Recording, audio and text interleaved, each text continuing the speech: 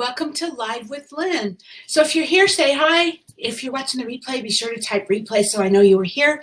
So I'm Lynn Huber, and today I'm going to talk about a 7-step process to overcome fear and self-doubt. So do you find that you struggle with that, with fear and self-doubt? You know, those are two of the things that every normal person faces at some point in their life. And they're also the biggest obstacles to success and happiness.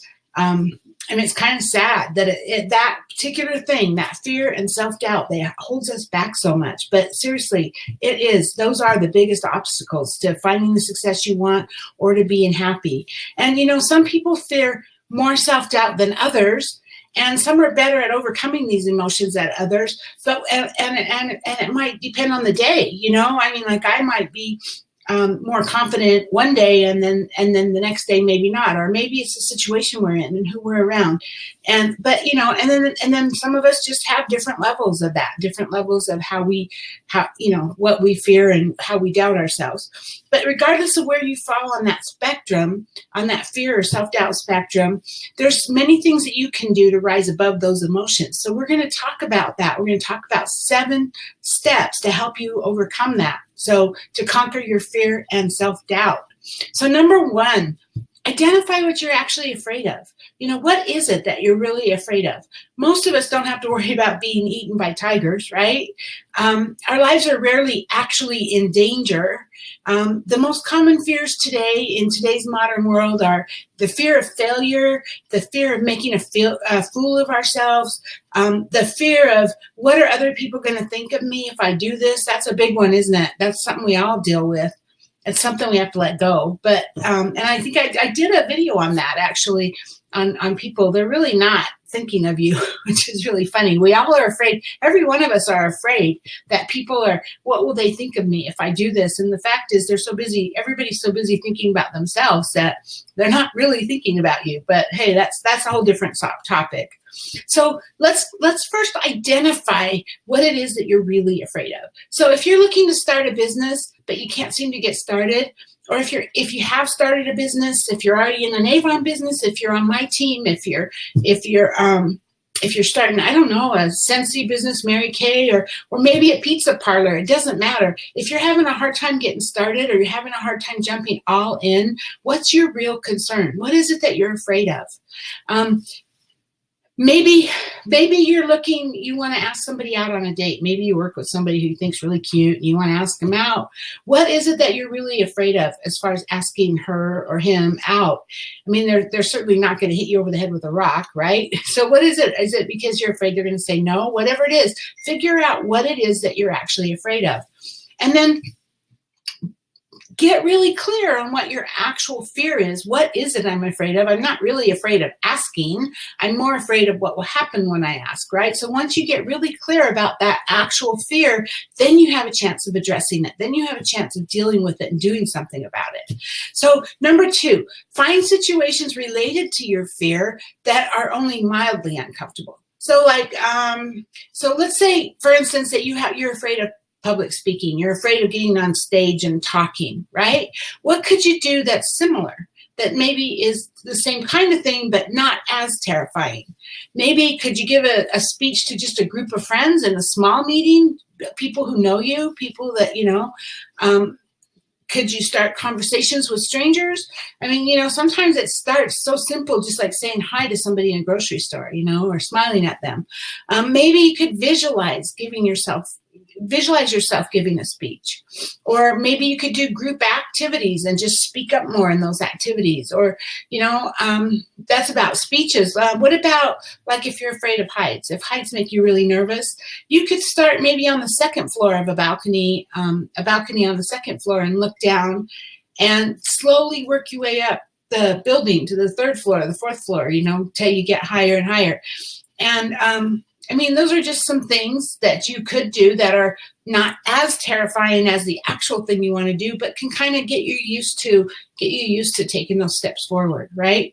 Number 3, take action. This is so profound, and it's something I've taught on a long time, and it's something I really believe. But thinking actually creates and magnifies your fear.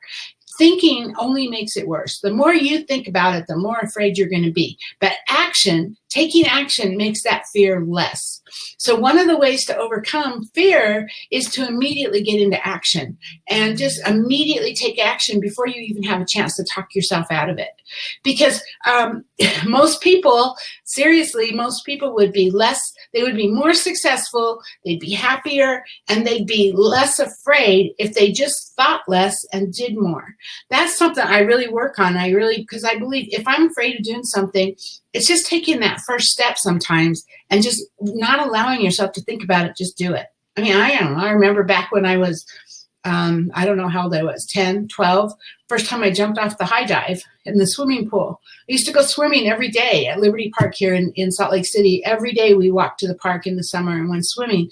And I learned how to swim there. But man, I was terrified of that high dive, and I think I climbed up that diving board 100 times and climbed back down 100 times. And then finally I just said, that's it. No more thinking, just do it. And I just closed my eyes and I jumped, and it wasn't near as bad as I expected. But sometimes you just have to do that. You just don't think about it, just do it, because thinking only makes you more afraid. Okay, so number 4, visualize yourself being unafraid. So think of yourself. What would you be like if you weren't afraid? Visualize what that would be like. You know what? Here's an idea. My mom's a twin. My mom's an identical twin. So I've always had 2 moms growing up. It's just how it's been.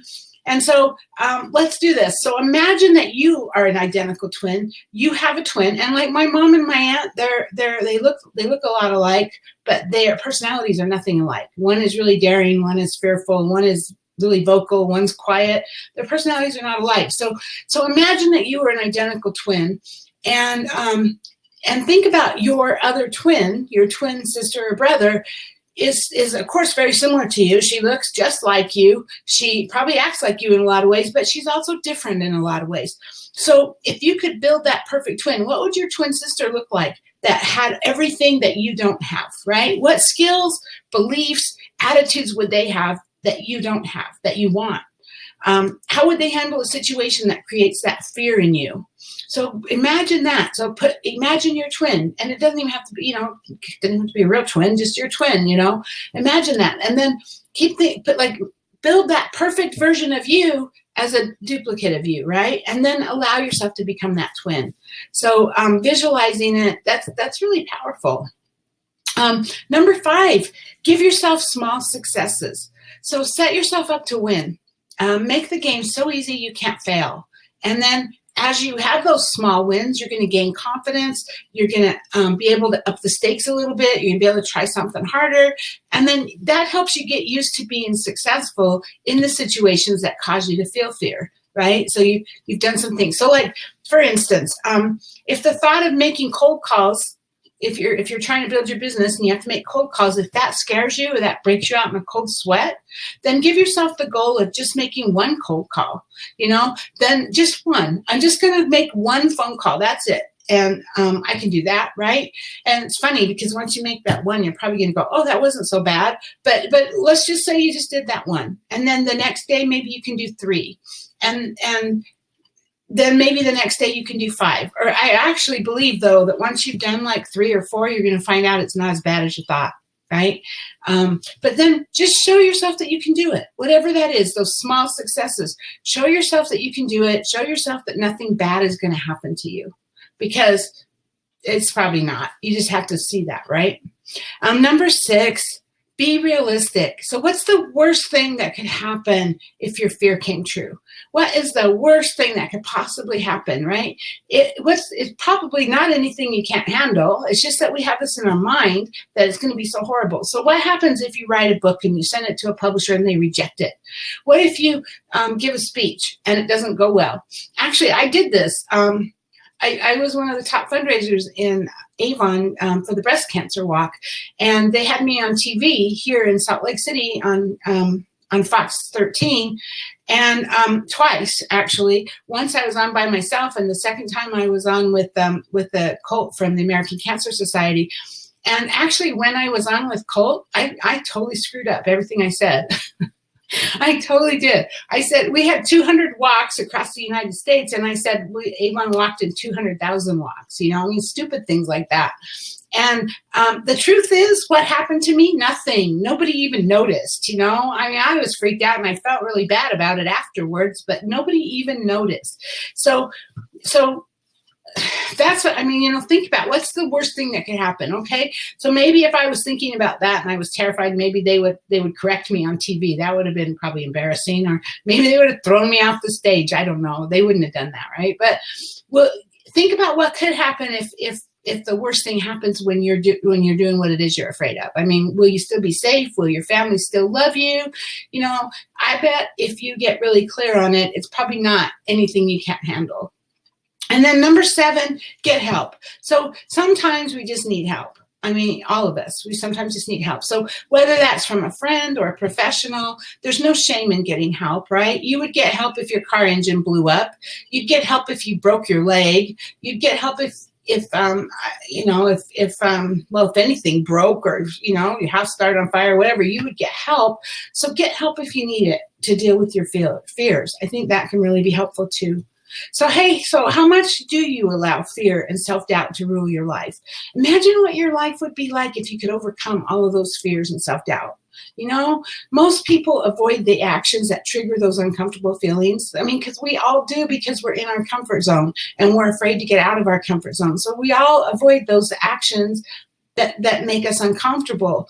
But you can do better. I know you can. You can act in the face of those emotions. You can overcome them, and you can live your life to its fullest.